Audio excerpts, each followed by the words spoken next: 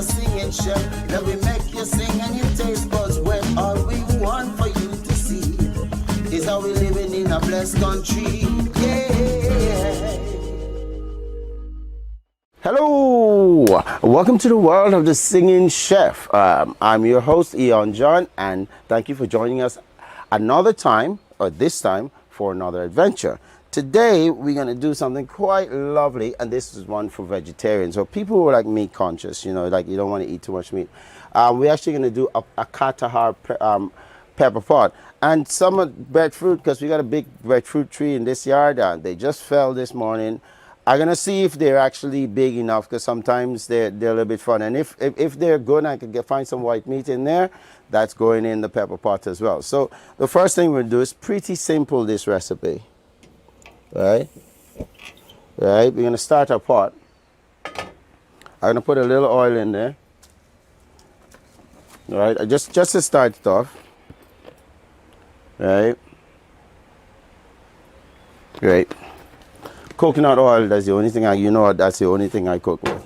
And we got a Katahar, which we shredded, a little piece of riri pepper.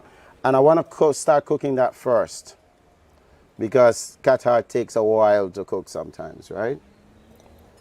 You know, for it to soften up properly. I'm going to put my cinnamon in there. Hey. You know what this is? Okay, I'm going to give you a clue. Look, I'm going to hang it up like this. Right?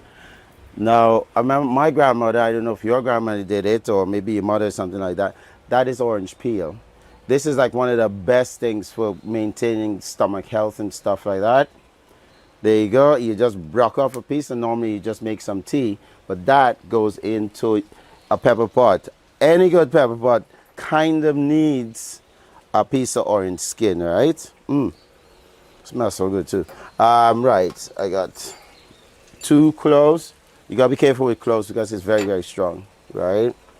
And then I got some calf's rib. What I'm gonna do is I'm gonna put some of this in there.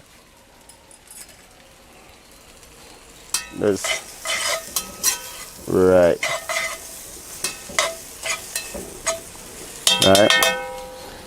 I got me some tomato and vegetable stock here. I'm putting in.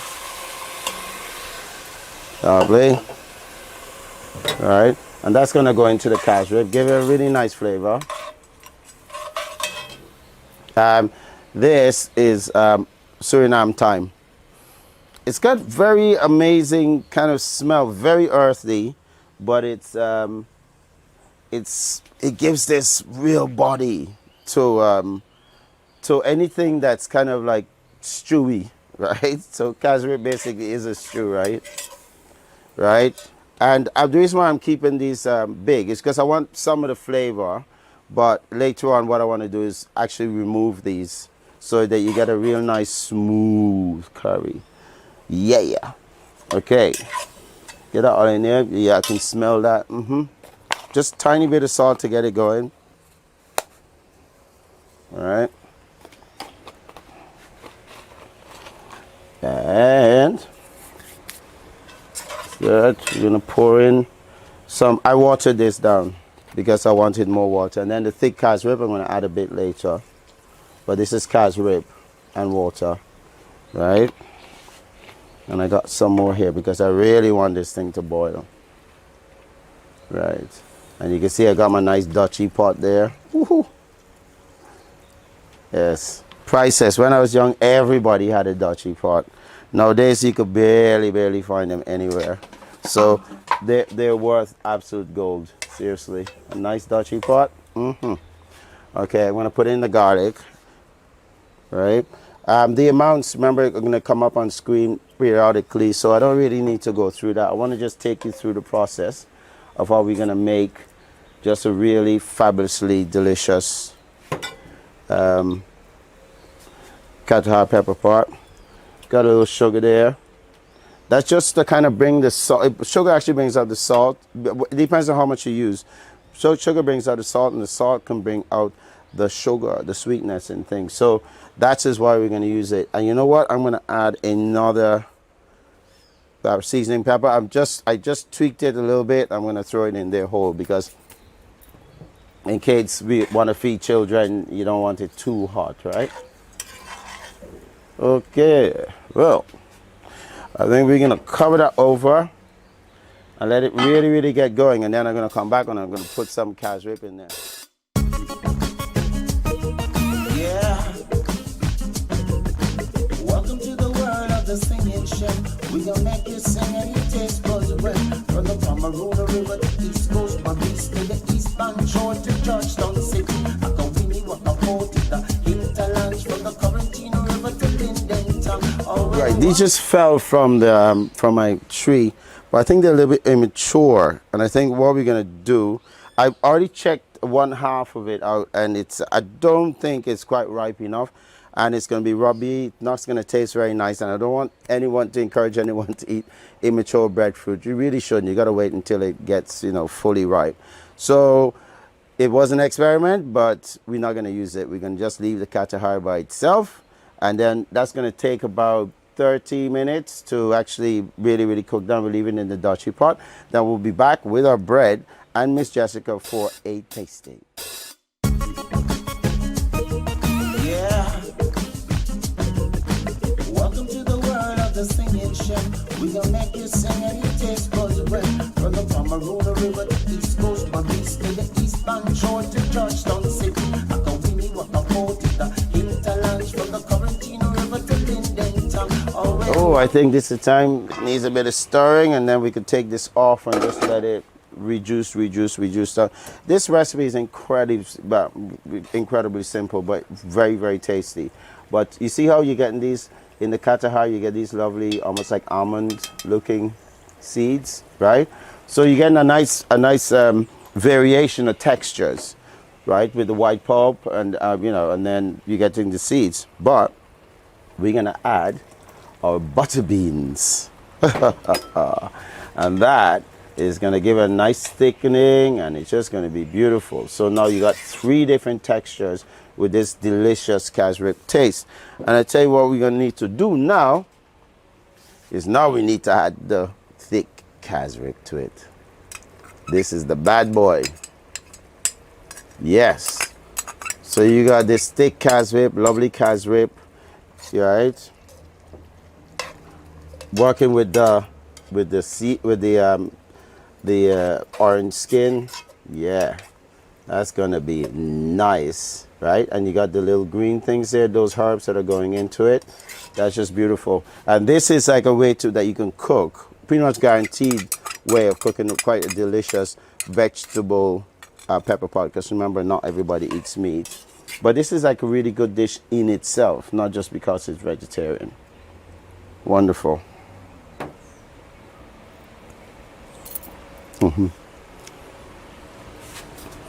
That really is good. Good. Yeah. Welcome to the world of the singing chef. We gonna make you sing and you taste buds red. From the Pomeranian River to East Coast, my beast to the eastbound shore to Georgetown City. I can win you what I hold to the hinterlands from the Correntino River to Linden Town. Ooh, let's check and see if this pepper pot or Katahar pepper pot is ready. Looks about ready. Oh yeah, that's ready. Lovely. Okay, so we're gonna dish up here just a little bit so that we can get Miss Jessica to come in here and do a tasting. Let's put a little bit in there.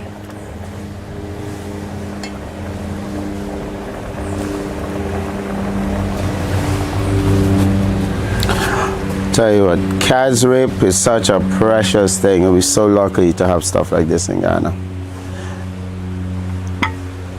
Okay, Miss Jessica, would you like to come and taste our Katahar pepper pot?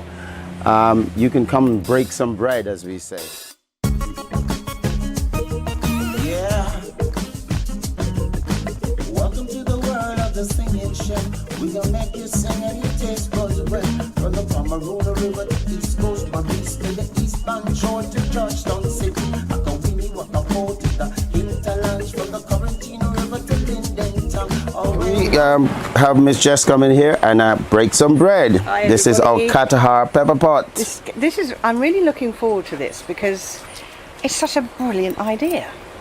Yeah, but it's not just mine. People have done it before. People love Pepperpot. Yeah. But if they're intolerant or they don't want to eat red meat, this is a wonderful, viable option to enjoy. Hopefully, what is a traditional Guyanese dish without the meat. Yeah. Now, oh, I could have that bread. Yay.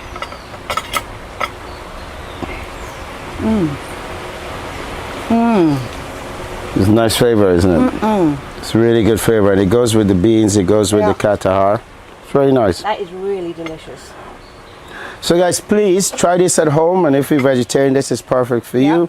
Thank you guys for tuning in, and again, thank you to TBN for allowing us this opportunity.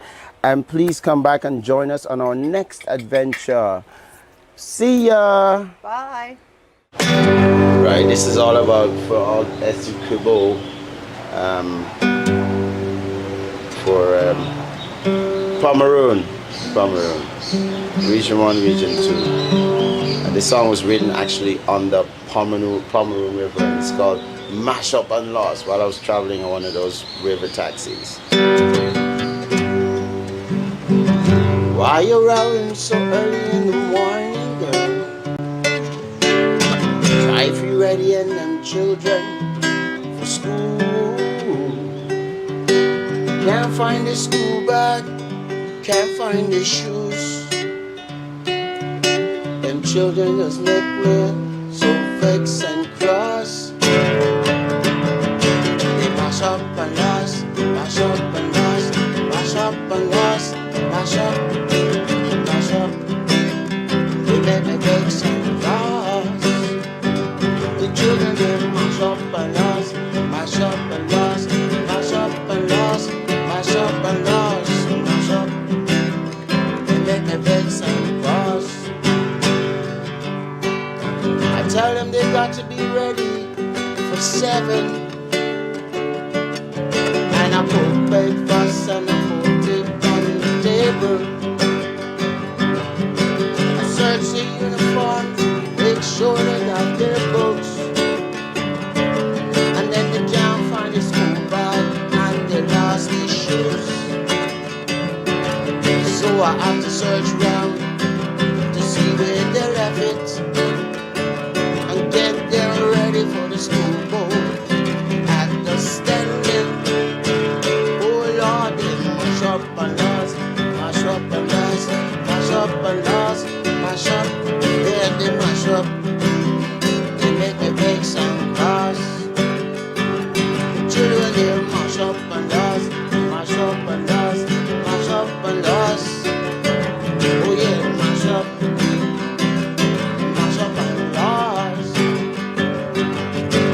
Come home dinner time and I worked all day. I check their homework and I give them time to play. I feel so tired, I started to cry. And then the children say mommy and they wanna run away. That's when the littlest one say, mommy, I know that you're sad,